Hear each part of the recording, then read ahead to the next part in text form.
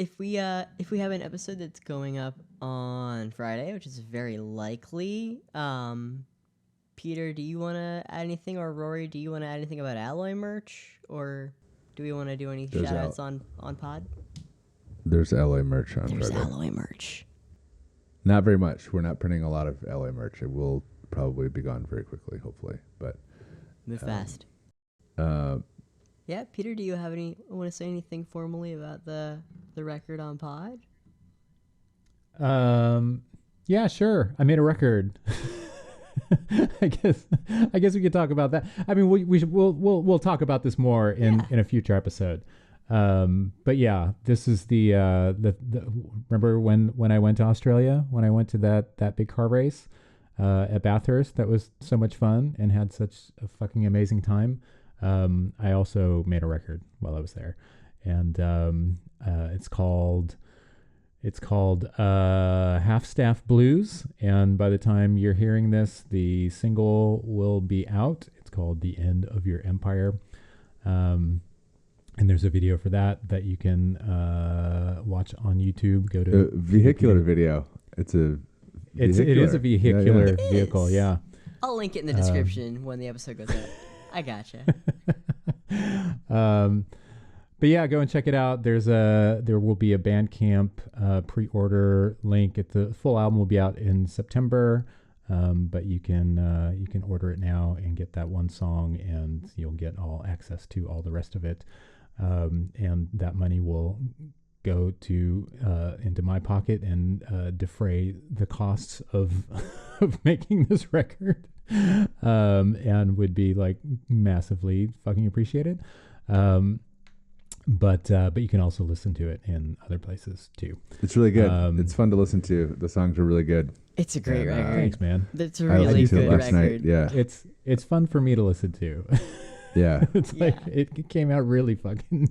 It exceeded my wildest expectations, and But we'll talk about it more. I'm thinking I want to put up a song. We'll preview a song from a car-related song. Yes, we will. From it on here, and make that kind of a Patreon treat, and we'll talk about the project and the song and the subject of the song at some length in a future episode. So that's coming.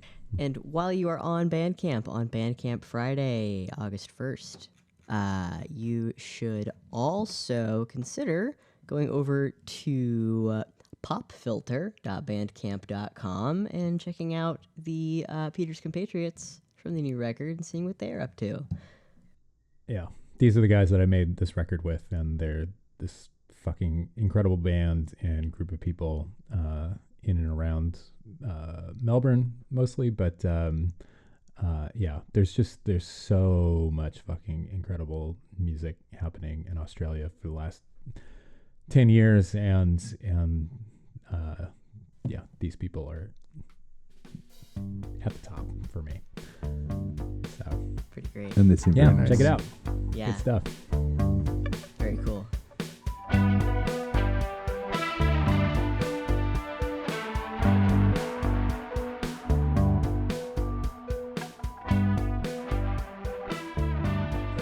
Whoa, sixth biggest earthquake ever recorded. Yeah. I heard about that. We got tsunamis. Salamis, as the girls call them, salamis. The salamis. I think the salamis were a little bit underwhelming. Yeah. It ended up being underwhelming. They had to come all the way from Russia, it looks like. Yeah. Weirdly, though, I talked to Patricia yesterday. She's in El Salvador, and they had an earthquake there, which is not uncommon. I mean, El Salvador is very volcanically active terrain. But yeah, they had one yesterday afternoon, like unrelated. I think it was before, right? Because I don't know when this Russian one happened, but I think it was overnight. Mm-hmm. But yeah, she said it lasted like a long time, and there were a bunch of aftershocks. And it was like pretty gentle, but like she just Like she was in the living room with her parents, and just like she started feeling just kind of like weirdly nauseous and like queasy, and looked up and saw like the door swinging. It was like, and maybe her mom said something, and she's like, "Oh no, I think we're having an earthquake." Yeah, so it kind of went, they got up and went under the doors and stuff, but yeah, no damage or anything, but yeah, I looked it up this morning, and sure enough, there's like a 5.6 up by the border with Guatemala, which not that far as the crow flies from where she is. As the earthquake flies. Did you guys notice my T-shirt that I'm wearing? I did, yeah. Nice. It's a boonie. I was gonna say that's Booney. That's Boonies. Yeah. Nice. He hooked you the up. Factor Fab. Yep. Let's go. I saw that the Gizmodo email in the morning is really good. It's like really the only news thing that I keep track of every morning. Oh yeah. Yeah, that's worth the sign up. What are they talking about today? Well, they had that's where I saw the earthquake thing, and then there's a deadly wet bulb temperatures are smothering the eastern U.S. Was not very aware hot, of that. very hot the last few days. No, I think it got up to like 93 yesterday here, which is something. Yesterday I saw a headline that said the Tampa, Florida, was over 100 for the first time in recorded history yesterday. Tampa. You'd think Tampa would be over 100 10 times a year. Pretty routinely. Yeah, weird. Yeah, 10 times a month. Yeah. So I mean, now I guess, there's like... Go ahead. Oh, I was just going to say, I mean, I guess Florida, like... I mean, like maybe it's the case that like Florida... I mean, it's always like fucking hot, like stultifyingly hot and humid, but... Yeah. But now that I think about it, it's like, it's usually in like those... A range. Like... Yeah, I feel like I've interesting. It generally tops out at like 90s or whatever. Yeah, it's not uncommon for the heat index to soar into the hundreds, but the actual average temperature, which does not factor in humidity, rarely exceeds 95 degrees, according to the Tampa Bay Times. Yeah. Very shocking. One of the other cities, I think one of the only other cities over 100,000 people in the U.S. that has not hit 100,000 is Buffalo. So there's like one major city left that has not ever been over 100. Oh, 100 degrees. Wow, interesting. Yeah. Yeah. Look at my ring that I got yesterday. DIY. Nice. Good stuff. Yeah. This is really ruining the audio format of the podcast. by showing off your ring. Yeah. It's a ring with a ribbon tied to it. It looked like. Yeah. Yeah. It's like a little rubber legs with a bead that is a starfish and one that is a pearl. Very summery. Very nice. Yeah. Very Tampa, really. If you think about it. I do have some quick hit headlines just that kind of relate to something we touched on briefly last episode. This was from a couple days ago in Sports Car 365. Do we want to introduce the pod? Oh, okay. Yeah, sure. The pod is tired. The car podcast for people who understand that cars are bad. With your friends, Rory and Maddie, and me, Peter. Do we want to? Do we have stuff on the agenda other than? Let's get into your quick hit news things. I just wanted to make sure that we did that before we got into that. Yeah, so 2 days ago, Sports Car 365 runs this story. Alpine's IMSA plans delayed. Oh no! As expansion to U.S. market stalls. which I just thought was very funny because did anybody actually think that Alpine was coming to the U.S. market? I did not know that that was part of the plan or that that was the intention. I mean, I knew they were coming to IMSA, but I didn't know why. But yeah, no. Well, I mean, if they were to come to IMSA, it would be kind of like a prelude to kind of laying the groundwork for their. I mean, otherwise there would be no justification for it. Same deal with the Cupra in the Michelin pilot series. Yeah. What I'm saying is, I assumed that there was no justification for it, and they weren't going right. to come Yeah. Well, anyway, this kind of confirms that Alpine's potential expansion into IMSA WeatherTech Sports Car Championships GTP category is, quote, on hold, according to its vice president of motorsports, Bruno Famine, citing the Renault Group's decision to postpone the introduction of the brand to the U.S. market due to economic factors and market uncertainty. I hate those things. I hate both of those things. All my homies hate those things. So if anybody was really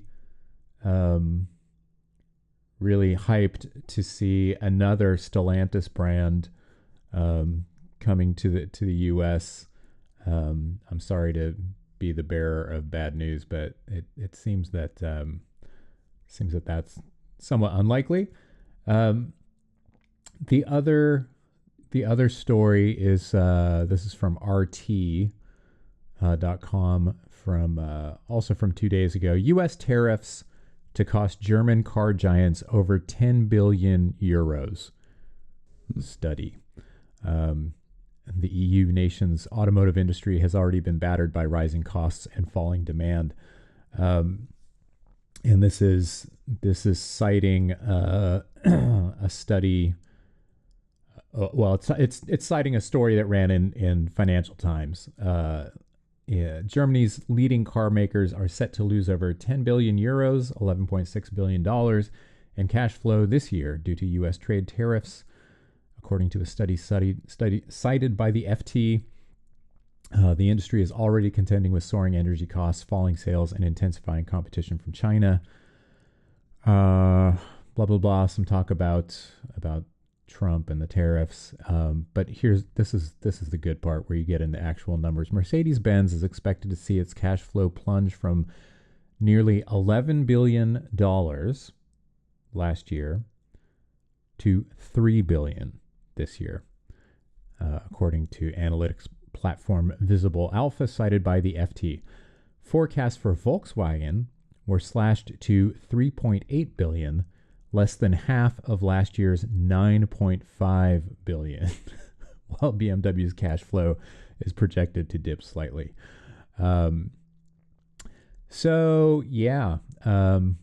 Things not looking good for Volkswagen global. and Mercedes and German industry in general.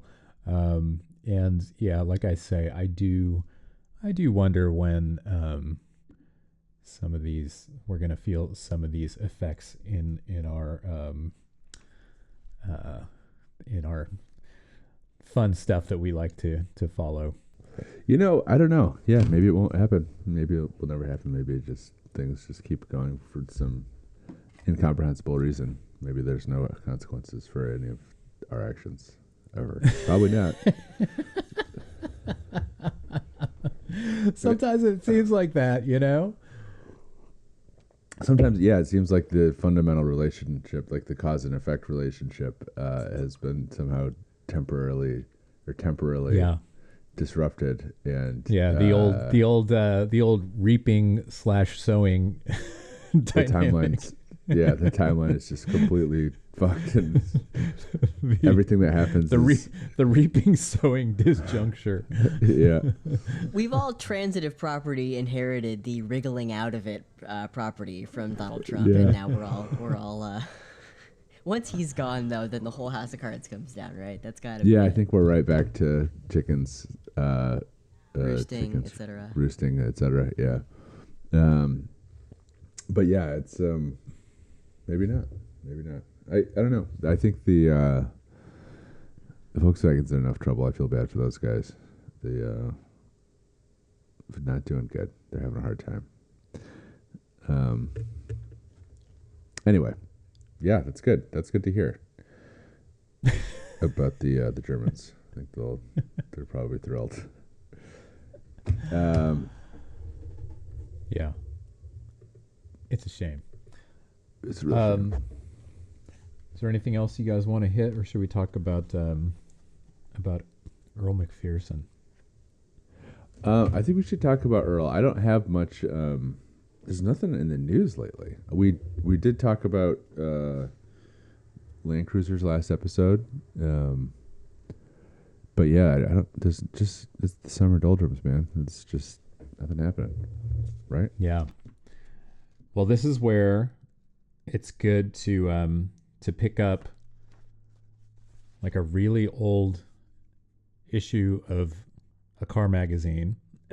This one that I'm holding is a Road and Track from November 1978 that I think I picked up on maybe my last or a visit to my local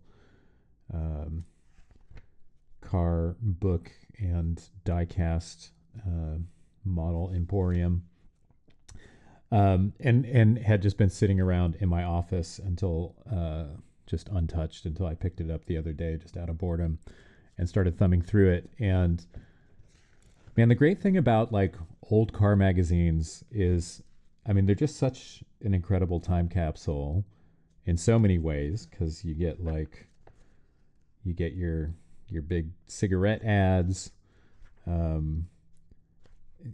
giant like motor oil ads where like the motor oil is in actual cans, and and yeah, and like booze, here's like a Seagram's 7 ad, 7 and 7 kind of thing. I was thinking about that the other day, like when, at what point did 7 Up stop being the default clear beverage, And clear Sprite took soft over? drink, and Sprite just became like the dominant thing? Because that was 1994. okay. The Yeah, 7 Up Sprite Wars. Yeah. Asked and answered. Yeah, I definitely remember as long as I've been conscious, it's definitely been Sprite supremacy for sure. See, for me, I mean, as a kid, like 7 Up was the shit. It was the Uncola. I think my parents even had like these glasses that were like, like the Coke glasses that are like narrow at the bottom and then kind of curve up at the top. In the 70s, they marketed these glasses that were just that shape, but literally upside down. So it like flared out at the bottom and then kind of had this narrow part. The narrow part of it was at the top, the part you drink out of, and it was like it was you drank your 7 Up out of it because it was the Uncola. Isn't that funny? What was the F1 car with the 7 Up livery? Oh, that's a good question. You know what I'm talking about? I can picture it. Yeah. I mean, did The it just run for a Jordan few 191. seasons? Yeah, one it of was the like, it was one of those best ever liveries. also ran teams. Yeah. Yeah. Really When nice was that, looking car, man? though. This was 1991 debut season. Okay. Anyway, Yeah, Schumacher drove that car. wow. And here's an ad for the Oldsmobile Starfire, which was like the kind of 70s Chevy Monza twin. Yeah. That kind of like adopted Ferrari Daytona styling for kind of GMified it. Somewhat less successfully. Yeah. Right. But anyway, this magazine, it's got, what are they talking about in here? There's tests. Oh, and there's also like this fucking insane spread, a new breed of wow. With the giant Firebird hood sticker, and then you fold it out from Pontiac, and it's this like, oh my god, look, it's the back in the silver with the orange and red. That's sick. Or- That's and such a then- good. And then you fold it out. I got to back away from the computer so you can see. That's incredible. 4-panel. That's so cool. Yeah. Fucking spread of a Trans That is so cool. and a Firebird Formula, looking so. This is 1979 model cars, Firebirds. So beautiful, so sick. But yeah, we also have we have road tests of a BMW 333i Alpina. This would have been like a gray market car. This was like the original 3 Series BMW, the E21, I believe. Kind of the undersung, forgotten predecessor to the much celebrated E30. But these for me are always kind of like the what I picture when I think of a 3 Series. But yeah, this is a fast car. 0 to 60 in 7 seconds. Wow, in 1978 was pretty Yeah. quick. I mean, this was the Europe only 6-cylinder. But you get that. But then you also have you have a road test of a Datsun 210. Which, very exciting, with a 4-speed, 0 to 60 in 14 seconds. But just great to like see these road tests. Oh, and a Lancia HPE, which I don't know if that car was actually imported. I guess it was briefly brought to the U.S. market. But of course, Bird and Track was all over that. But yeah, lots of interesting stuff. Oh, and Phil Hill driving a 1938 Mercedes-Benz W154 pre-war F1 car, and writing about it. Sweet. One of the world's most exciting race cars and a bit terrifying, said Phil. But yeah, like I say, incredible time capsule. But here's the thing that in thumbing through this caught my eye, and it's something that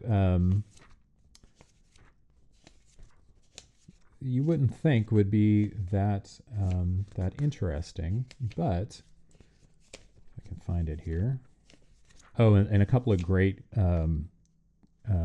F1 race reports. British Grand Prix by Rob Walker, of course, which was won by Carlos Reutemann. And there's a great line from Walker towards the end of this. Niki Lauda came in second, was passed by Reutemann towards the end of the race, and and Walker writes, "I know what Niki had to say about it, and had better not repeat it, as it was rude." Which, that's just classic 1978 F1 writing. And then Innes Ireland, reporting from the German Grand Prix at Hockenheim, and the subtitle for this: Hector makes his first point, and what's his name does it again. And I had to turn to the results to see, like, who is he referring to as what's his name? And it is, of course, Mario Andretti, driving the John Player Lotus. Was 78 his championship season, or was it 79? 79, yeah. 79, I think. Okay. But here we go. This is the story that I want to talk about. Yes. MacPherson and his Struts. A Link with the Past by Glenn Brinks, a name that I do not recognize. Oh, no, you're right. Sorry. 71 or 78 was his World Drivers' Championship. Oh, okay. Yep. Yeah, and here's a picture of this guy MacPherson. I always thought that MacPherson, I mean, I guess just from the name, I always assumed he was Scottish, but he wasn't. He was American. And this is a story about the guy who invented the MacPherson Strut.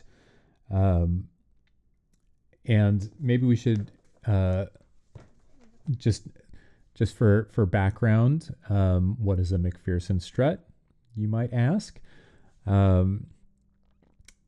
it is a type of suspension configuration layout that refers not just to the strut itself, which always confused me, like, because like my understanding, I mean, there's lots of different ways to attach wheels to a car and make them compliant, you know, make them able to bounce up and down, involving, you know, springs, dampers, shock absorbers, and various locating arms, right? Like you want the wheel to be able to move up and down within a certain, you know, described manner, to maintain control of the car and also absorb impacts. So the MacPherson strut is basically, the strut itself is really just like what like now we just talk about as like a coilover, right? I mean, it's basically like there's the shock absorber, the damper, and then the spring is just it's a spring with a damper wrapped around it. Yeah, so it's spring just with a damper inside it. Yeah, right. It's just an all-in-one unit. But that is not actually what when they talk about MacPherson strut suspension. His innovation wasn't just that; it was just this system of having like a lower control arm, so just like a lateral link connecting the frame of the car to the hub, the wheel, and then the upper part is located just by that spring and damper kind of combination. So that's the strut part, and the strut is basically kind of doing the work of locating it at the top, and it also on the if it's on the front, you know, the steering wheels, that where that strut attaches at the top, the wheel can pivot around that, or the hub pivots around that. So it's a very kind of like simplified, like it's such a simple thing that like it was always confusing to me, like reading about this stuff, you know, I mean, forever, where it's just like I couldn't wrap my head around, like, how is this an innovation? Like, this is just the most fucking basic, you know, this is no, you know, there's no like other suspension configurations, like, you know, you might have like a Didion axle in the back, or however you pronounce that, you know, which is actually like a somewhat convoluted thing where, like, yeah, somebody would have to invent that, you know, or like a Watts linkage, or even just like, you know, the kind of classic double wishbone thing, which I think is what kind of the easiest thing for most people to visualize, just because it's like what you see on a F1 car or whatever, you know. It's just like these two kind of upper and lower kind of triangles that attach the wheel to the body. Anyway, but the MacPherson strut, like, it was just confusing to me, because it's like, why did you have to invent that? Why did a person have to invent that? Because it's so fucking basic. But I mean, before this guy kind of put it together like that, nobody had really done it that way before. And so I guess it actually was like one of those, just kind of like, oh, what if we just did this? And, you know, kind of eliminated a bunch of the extraneous shit. And what do you know? It works pretty good. It's very elegant. It has a bunch of advantages. It leaves it's very space efficient, you know, so it leaves lots of room in the front for your engine and other stuff. Yeah. And it was, you know, pretty widely adopted. I mean, there's now it's just kind of like the default suspension for most, almost all kind of entry level cars, but also like lots of performance. I mean, you know, Porsche 911s have run MacPherson struts forever. Anyway, this is a story about Earle MacPherson, who was American. And I don't want to read this whole thing, but do we want to talk about the what the parts of the suspension do as far as like the rebound and the spring, like the Sure, why not? Yeah, I think this While is we're like here. easy to explain, but also like kind of critical for understanding what like car suspension does. But I think like the two main pieces in any configuration are the spring and the damper or the shock. So if you say, if you go to a shop and they say, oh, your shocks are dead or your dampers are dead, what they're usually referring to is a gas shock. And the two pieces, so you have a spring, and the spring, if you can imagine a spring, it actually absorbs the impacts from objects or undulations or changes in the surface of the road. So the idea is that because there's a spring, you can absorb bumps in the road without like transferring them directly into the car. So you can imagine like a shopping cart where you have no spring. Every time you hit a tiny pebble, you feel it and it shakes the entire shopping cart. But like in a car, that's obviously very dangerous because when that happens, that bump that you feel is the wheel or tire like losing contact with the road. So in order to keep the contact, the spring is pushing down on the wheel and maintaining contact and also absorbing impacts from the road with the spring. The problem with that, obviously, or maybe less obviously, but the problem with that is like if you hold a spring in your hand and you like pluck it or whatever, it'll vibrate. Flick it. It'll like vibrate out of control. And I think like if you've ever been, probably not, but like a trailer or like a very simple like tractor, sometimes will have a spring with no shock. And what'll happen is if you hit a hard enough impact, the whole thing will continue to shake on the spring. So the spring will rebound and then just take time to kind of dissipate that bouncing. impact. It keeps bouncing. It keeps oscillating. Boing, boing, boing, boing, boing, boing, boing. So as you go down a bumpy road, that like oscillation just continues, and in some cases, kind of like gets worse. So the damper is a oil hydraulic tube inside of another tube, and there's a valve inside the tube that controls how much oil can come in and out of either part of the tube, and that dampens the vibration of the spring. So like that is holding the spring from vibrating at too fast of a rate, and it's controlling that. It's called rebound in the actual spring. So that is like, when you think about like suspension tuning, like that's a lot of it is like tuning that shock, and the rate of rebound and like how fast, you can imagine if it's too slow, the spring compresses and stays compressed over the next impact. And if it's too fast, the spring is just, like Peter said, just continues to bounce at whatever rate the spring would bounce. So there's a lot of like tuning available with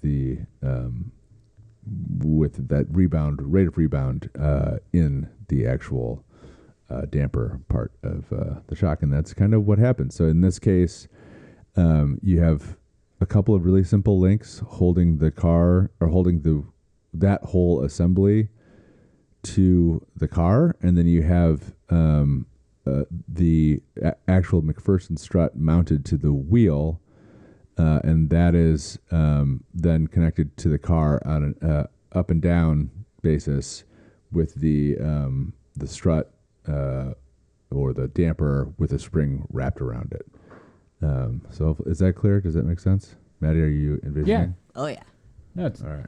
Totally, yeah. And I mean, the thing is, like shock absorbers, just that term, it's a little bit of a misnomer because really the spring is the thing that's absorbing the shock, and damper is a better is just a better term for what a shock absorber does. It damps the motion of the spring, and you can tell, like, if you've ever driven a car that has bad shocks, you will know.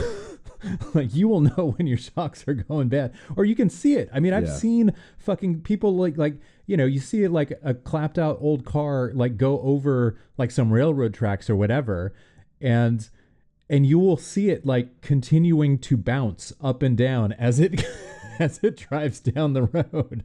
And when you see that up and down motion as the car is still going forward and still like bouncing, the shocks are shot. Like that's what's happening, is those shocks are not dampening the up and down oscillations of the spring, which if it isn't damped is going to continue to bounce, just because that's what springs do. Yeah, I do remember there was one time back in the day, Mountain Goats did a couple of bus tours before we experimented with buses. This is like late aughts. And of course, you know, we did it totally on the cheap because, you know, we didn't have that much money. We weren't making that much money, but we went out with like another band to kind of share the costs. And like the first time we went out, you know, I mean, it didn't matter that it was a cheap bus. We didn't know the difference, right? We didn't know any better. And we were just like, oh, fuck yeah, man. It's a bus. We're on it. You know, it's like you feel like a fucking rock star, you know? Then we did it again the following year. This time, like, I don't know if it was just like, like our perception had changed, or just how much shittier this bus was than the one that we had the year before. Same company.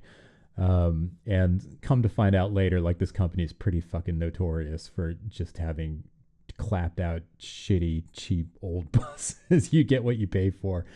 And the thing is, like, our driver, the second time was just like this kid who was like completely fucking like not up to the task at all.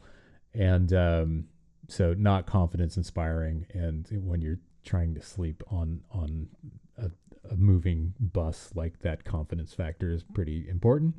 But also, like, this bus was fucking, I mean, it was fucked, and the shocks were done. And so, like, you're fucking riding in the back, like, trying to sleep, and you know, you're on the fucking interstate or whatever, and you're going over a bridge, and the bus, like, for the next fucking 3 minutes is just like brum, brum, brum, brum, brum, brum. And I'm just like, this is not fucking safe. I don't know if you guys understand. Like, I don't know if the rest of y'all fucking understand what's going on here, but this bus is fucked. Like, and at one point I took a peek at the odometer, and sure enough, I mean, the thing had like fucking 1 million miles on it. Yeah. Literally, not exaggerating. And yeah, and I don't think that those, I mean, it was probably on the original fucking shocks, and it was just like, this is fucked. And so that was the end. Yeah, at some point we fired the driver, and for reasons unrelated to the bus itself. And that was kind of it for us and buses for many years. and I was always just like, look, man, I would love to get back on a fucking bus, but there is no way, like, if we're doing it, because, and subsequent to that, like, I remember like going on, you know, like visiting friends who were out with like bigger bands. Like, at some point I was on like the Nationals bus, you know, and it was, and they're on like this fucking, you know, it was like outfitted like a Learjet, and it was just like, and I remember just thinking like, oh, It's like Okay. this. Yeah. This makes more sense. Yeah. It's like if the only hotel you've ever stayed at in your life was like a fucking Motel 6 or whatever, or a Days Inn, and then like suddenly you walk into like a Four Seasons or something, and you're just like, okay, I see. Anyway, yeah, bad shocks, dangerous. Fix those shocks. It can make for real problems. Anything else we want to add to the No. suspension? No, That's great. Yeah. That's A+ content for all of our not mechanically inclined listeners, including this guy. So it's Cool. good to have background. Yeah, I'll just read from this. In 1950, Ford of England introduced MacPherson strut suspension to the world on its Zephyr 6 and Consul models. Designed by a Ford engineer named Earle S. MacPherson. This clever suspension layout has the advantages of simplicity and lightweight combined with the potential for excellent handling. And then it kind of talks about what it is. The combination of space efficiency and handling made the MacPherson strut suspension a natural choice for sports cars and sports coupes. Colin Chapman, who was the guy who founded Lotus, used MacPherson struts on several of his racing and street cars, including the original Lotus Elite, which used a Chapman-designed variation of the MacPherson suspension in the rear. Rather than using a pair of lower links, Chapman put in two U-joints in the half shaft and used it as one of the lower links. So classic Colin Chapman move of adding lightness by subtracting superfluous shit. The combination of the half shaft and a link angled forward from the wheel form in effect an A-arm controlling wheel movement fore and aft and side to side. The concept came to be known as the Chapman strut. Ford expanded its use of MacPherson struts to other models, including the Lotus Cortina, one of the first sports sedans. Despite these early successes, Ford wasn't the first to have MacPherson strut suspension, and Colin Chapman wasn't the first to use it as a rear suspension. That honor goes to General Motors. GM. The Cadet. Holds, yes. You know about the fucking Cadet? Sure, of course. This is where I'm going with this, because I did not know about this, and my fucking mind was blown. GM holds the original patents on the MacPherson strut suspension assigned to GM by a remarkable Chevrolet engineer named Earle S. MacPherson, who just in the lead was described as a Ford engineer. But before that, he was working for General Motors. Yeah, and here, this is the part that was, I guess, is old news to Rory, but was total news to me. At the end of World War II, Chevrolet planners expected a post-war demand for an affordable car and started a light car project called the Chevrolet Cadet. The design goals were progressive for 1945, 108-inch wheelbase, narrow 48-inch track, and a target weight of 2,000 to 2,200 pounds. 108 inches as a wheelbase, just for contemporary, just for purposes of comparison. That's BMW like 2 Series, like M2 now. Mm-hmm. That's 108-inch wheelbase. So we're talking like pretty compact car here By today's standards. By today's standards. Yeah. But also of the time, you know. I mean, Yeah, I guess, yeah. yeah. Under the direction of Project Chief Engineer MacPherson, the design became far more radical. The most obvious innovation was in the MacPherson suspension used on all 4 wheels. The Cadet's rear suspension differed from front and from any other MacPherson suspension in its use of extremely long lateral links. These links were longer than half the distance between the wheels, so they had to cross over each other. Because of this presented obvious problems if the lower link had to go up while the upper link was coming down. MacPherson cut out a C-shaped bend in each link. This allowed for sufficient wheel travel while giving the suspension an even more unconventional appearance. This is hard to picture, but there's kind of a cool illustration, like the patent illustration. I think it's this one. Yeah, you can kind of see the way like these arms kind of curve over each other, like going past the different the rear diff. Yeah,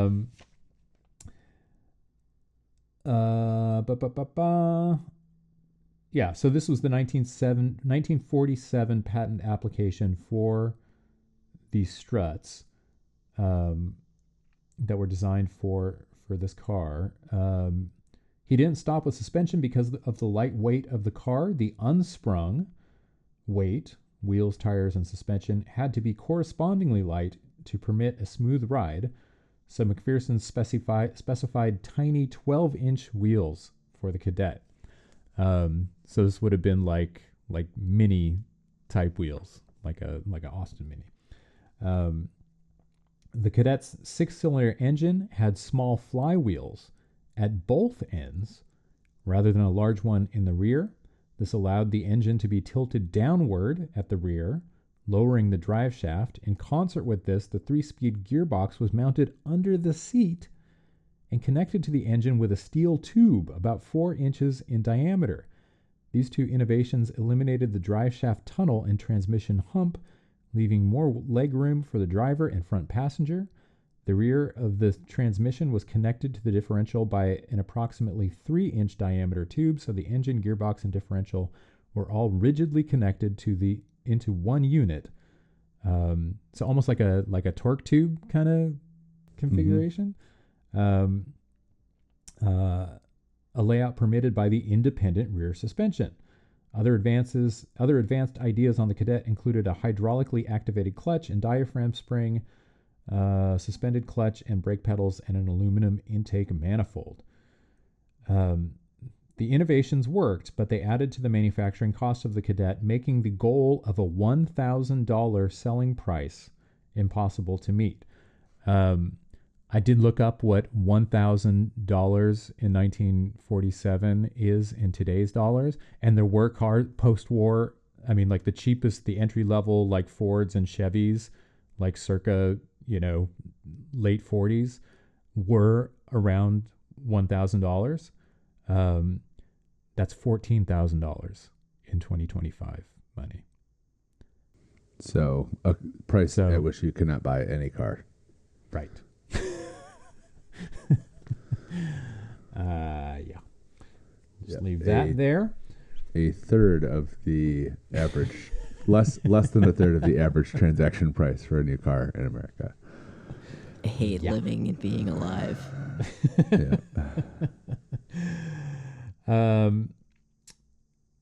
They weren't going to make their goal of a $1,000 selling price. Despite last-minute efforts at simplification, including a conventional rear axle, the project was considered too risky and was canceled. On May 15th, 1947, the announcement was made that the proposed Chevrolet lighter car project has been indefinitely deferred due to a continuing material shortage, both for new plants and car production, and the desire of General Motors Corporation to devote all the productive facilities and available materials of the Chevrolet Motor Division to meet the overwhelming demand of the motoring public for the established line of Chevrolet vehicles. This Cadet. I mean, it looks. It's kind of funky. I mean, it's small, it's round, it's kind of got like a kind of inverted bathtub look about it. A little bit of like a Nash type situation. Yeah, like a Hudson, like imagine like a a Hudson Hornet that's kind of shrunk down by a lot. The wheels were so small that that they were able to like the front, there's effectively like fender skirts over the front and rear wheels. Like the bodywork just comes down, covering the front wheels too, and so it kind of gives it that funky Streamliner. look, and and it also kind of like droops towards the rear, not unlike like the current, what's that the Hyundai Ioniq 6, the kind of fishy looking sedan, that I really like.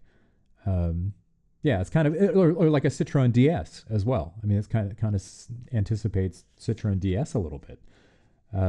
So pretty fucking radical for post-war GM. I mean, it's still front engine rear drive, but super innovative suspension layout, roomy,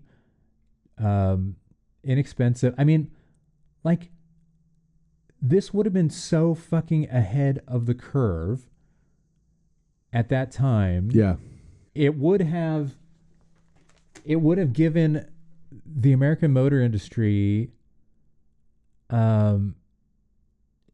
like a presence in like a market category that would, you know, I mean, it would be a while through the 50s. But you know, I mean, even in the late 50s and 60s, people wanted fucking small cars. You know, they bought fucking Volkswagens like crazy.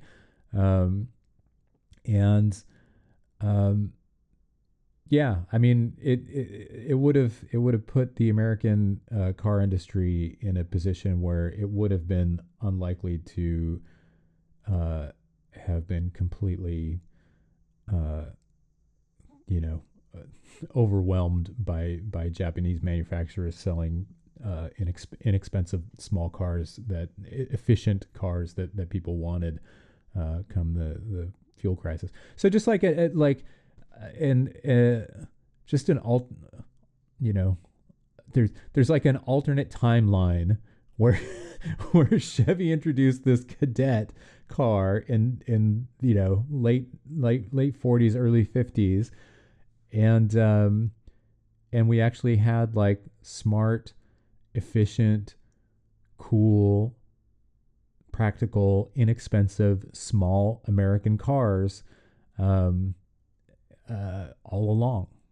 Torch wrote about it at Jalopnik a long time ago, which is where I remember it from. But he did say, like, you know, the immediate post-war was like people wanted expensive, fancy cars, which well, exactly. Yeah. I mean, you know, I mean, I mean, it's obvious why it didn't happen. As they, you know, wrote in that press release, it's like, look, we're dealing with like crazy demand just for our existing cars, and there was that kind of, I mean, after the kind of the years of kind of wartime deprivation, you know, and economizing, there was, like, in the US, you know, I mean, that was like the biggest economic expansion, you know, really unparalleled in history up until that time,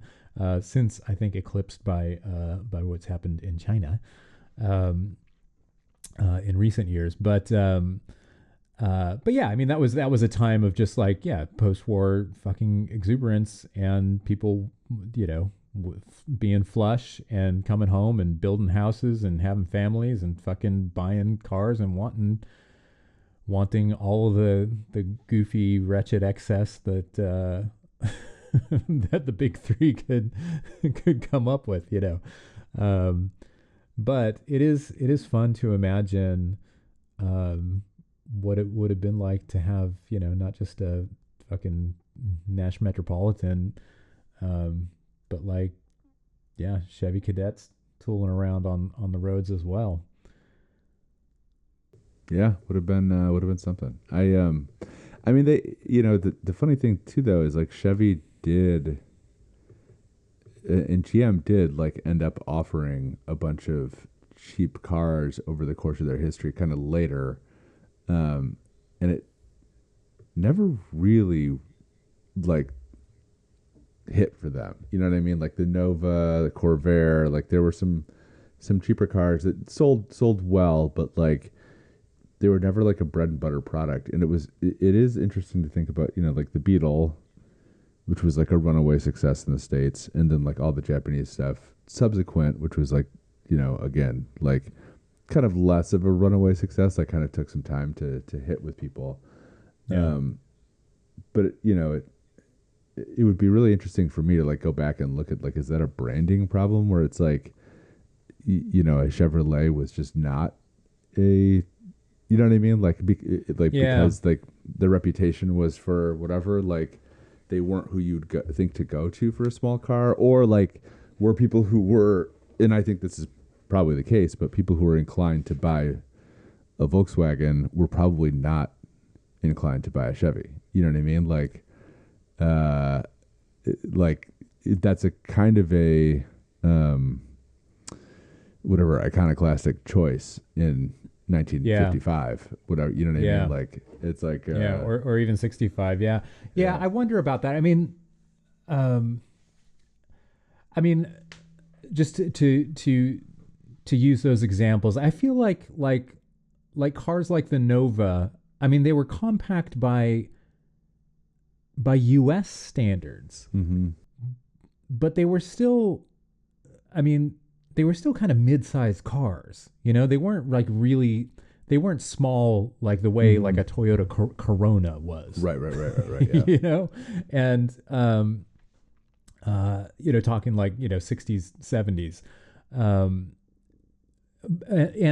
and with the Corvair, I almost feel like, which Corvair, like actually like for General Motors, like a really fucking radical car. Oh God. I mean, a radical car. It was an air-cooled flat four, like bizarre. And it was it was overall like a really wild car at the time. Well, I mean, rear engined flat six, right? I believe there was you're right. Flat six. And I think there was a flat four too. Hold on. Might have been. But the thing with the Corvair, and of course, you can't talk about the Corvair without talking about, Ralph Nader and unsafe at any speed and blah blah blah. A lot of that shit. I mean, look, Nader was right to to be critical of the U.S. automotive industry for a bunch of reasons. Thing is, there wasn't that much about the Corvair that was any more dangerous. There were lots of other cars that were very similarly configured, import cars. I mean, Volkswagen, the same suspension layout that made a Corvair kind of unstable during high speed cornering. Same thing would happen in a fucking Volkswagen. Same thing would happen in a whatever Renault Dauphine, or I don't know I don't remember the rear engine Renault's names, but same deal. This is why right. we need an alliance of car guys and anti-car guys at all times, so that the car guys can tell the anti-car guys what's actually going on, and they can make a better argument. We're in this together. Yeah, I mean, it's just informed. So, but yeah, I feel like the Corvair was such a radical thing. I almost feel like that might have been a bit of just overreach. Like the idea that the U.S. customer, buyer, car shopper would, like, it feels like that was a bit out there. Yeah, too much for that buyer. Whereas something like the Cadet, which, while technologically innovative in a lot of ways, was still like recognizably an American car. I mean, it wasn't that much different just visually, other than just being like smaller from like other cars that you could buy. It's kind of bigger, larger siblings. So I wonder about that. It's an interesting question. Marketplace potential. Yeah, like kind of, again, it's like what. But also, like, that was early enough. That was coming off of immediate post-war, where it's like Chevy's kind of reputation, modern reputation, had really not been solidified yet. So it's like if Cadet was their first post-war product, like maybe that's what they'd be known for.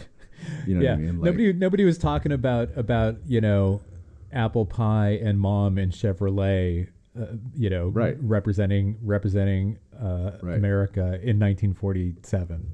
Yeah. I don't think Chevy had made it into that equation just yet. Yeah. Yeah. I mean, that was whatever. That was a decade before like the Tri-5s. You know what I mean? Yeah. Like, Yeah. there really wasn't, and really like all these car companies, their product was kind of like whatever they were making immediately pre-war and then paused. You know what I mean? It's like it wasn't. Yeah, like there was no, like that's the thing. yeah. Like, you look at like a 1948 model car, and it's the same cars that they were fucking selling in 1942.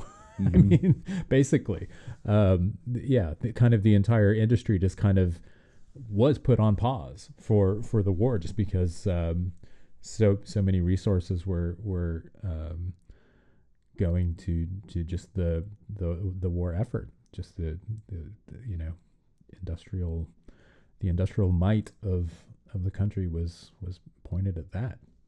Yeah. Yeah.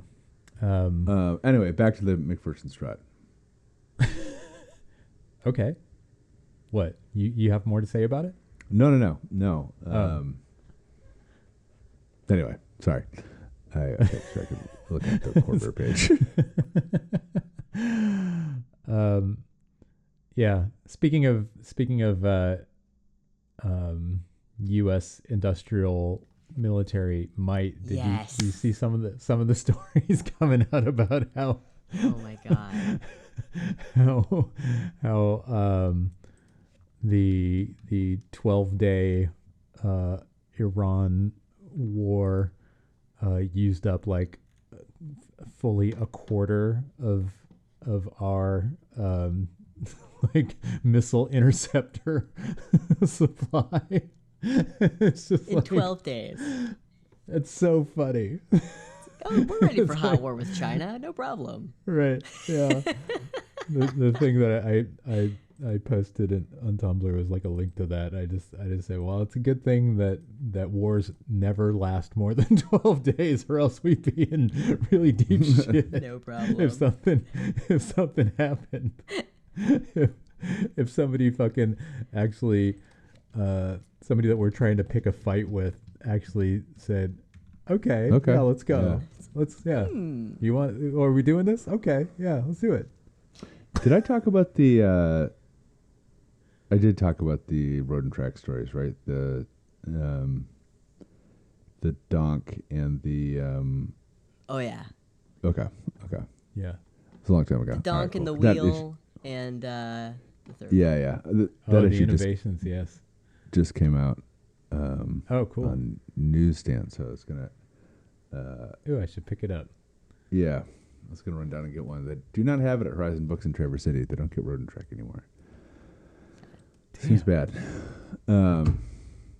Yeah. What do you think, You used Maddie? to We just got be able to go to the dentist. or fucking any liquor store or any like whatever would have a copy of road and track. Remember magazines? I know. Yeah. I gotta go check the Barnes and Noble and see if they've got it. It's the only thing keeping the damn wheels on in the household these days is my magazine writing sideline. For now. Yeah. Peter, the other car that will do the pogo stick at in a high speed corner is the Tatra. Remember when I think it was Sam yes. rolled that Tatra? Yeah. Yes. There's a really good video. Yeah. Oh my God, I Sam totally remember that. Smith, friend of the pod, rolling a Tatra. That was like so Was all that of at these, Lane? Yeah. Was it at the Lane Museum? All these cars had independent rear, and they had a solid swing axle. Swing axle, but the axle was just a solid post. It's like a stick. And what would happen is that the car would come around the corner and put a bunch of strain on that axle, pushing against the tire, and then eventually the tire would roll over and kind of like lift, like a lever would lift the rear of the car up in the air and tip it over, flip it over. It was like a pogo stick or like a pole vault. So like you can imagine that tire is like sliding, and then it catches, and then all that force gets transferred through the axle into the diff and lifts the rear end of the car up and into the air. But there was like a persistent, this is probably apocryphal, but story that Hitler banned high-ranking SS officers from riding in Tatras. They had kind of stolen a bunch of Tatras from Czechoslovakia. It almost certainly is not true, but like because they were so tricky at high speeds, there were a bunch of accidents and people dying, and then Hitler eventually said like, hey, no more officers in the Tatras, which again, I don't believe that is true. But the crazy thing about that is Volkswagen, so Ferdinand Porsche kind of stole the design for the Beetle, and the Beetle's obviously like basic configuration from Hans Ludwinka, who designed the Tatra. And so like if you look at like some early Tatra stuff and some early Volkswagen stuff, there are a lot of similarities. There's a whole documentary about this kind of controversy or whatever. But that's why they have the same kind of evil handling characteristics, and really like early Porsches, obviously same lineage and same kind of concepts, also have the same kind of tricky handling characteristics, and then the Corvair obviously has the same situation. But there's a good like early like GIF illustration. I think that used to be on Wikipedia 20 years ago. That's like kind of demonstrates the lifting effect of the axle getting like pinched and pushing underneath so, it's like one of those things that's like hand drawn just with shapes and like right. It's like so you can visualize it. Yeah, but I remember seeing that for the first time being like, oh, like yeah, I see. Yep. Yeah. No, that does make sense. That is a terrible design. This story of Sam's is on Haggerty, and listeners, you should just go and Google Sam Smith Tatra Haggerty. It's from March of 2021, and there's just this incredible fucking photo of the car in kind of mid rollover, and the first line of this story is just, let's make one thing clear. We did not set out to roll the Tatra.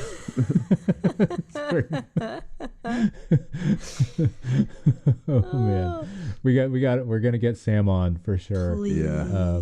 Oh God, towards the bottom of this, and had a great hang. And this story is so funny and the one of it completely rolled over is so fun. It's like a bug. It's like on its. There's a quote here. The renowned British journalist Gordon Wilkins famously wrote that driving a T87 Tatra gave the uneasy exhilaration which may be got from shampooing a lion. There's a photo of this towards the bottom of it's on an autocross course, and the rear passenger tire is completely tucked within the car, like bent over. Yes. Oh my God. Horrifying. Yeah. So crazy. I wonder what's going on with that car. Yeah. I mean, it was just cosmetic damage. Yeah, I think they just fixed it, and I assume it's still there. I've seen that car. I mean, Lane Museum in Nashville, incredible fucking place. Just full of like so many cool, weird, bizarre cars. The time that I went there was when we were recording in Nashville, and I was just like, I'm gonna dip out for a few hours. Yeah, and while I was there, they had the I don't know if this was fresh off of its Le Mans appearance. I mean, I guess this would have been 2016, and maybe that was 2015. But the crazy front-engined front-wheel drive Nissan prototype that raced at Le Mans. The Ben That Bowles. was so fucking cool, and they just ditched it after one attempt. So lame. But yeah, that car was there. It was cool to see it. Very cool. IRL. All right. Cool. We good? I think so. Good stuff. Nice quick one. Easy breezy. Cool. Stay tired. Ben Bowlby. Yeah. Bowlby, is that right? Guy who designed that car. Yeah. Yeah, he's the guy who also did the The funny Delta Wing. car, the Delta Wing with the super narrow front track. Yep. Looks like a Yeah. Ben Bowlby. Yeah. Nice. Wonder what he's doing now. Get it? Get in there. Ben Bowlby is currently Honda R&D. Oh, He is a chief engineer, aerotechnical leader at Honda as of 2019 to present. I wonder if he is involved with any of those radical Honda concepts and cars that you saw, Rory. Oh yeah, I don't Japan. know. I think those are all made in Japan or designed in Japan, but that would be interesting to find out. I just connected with him on LinkedIn, which I signed up for LinkedIn again after Jalopnik. But then I realized that it's the most depressing site on the internet.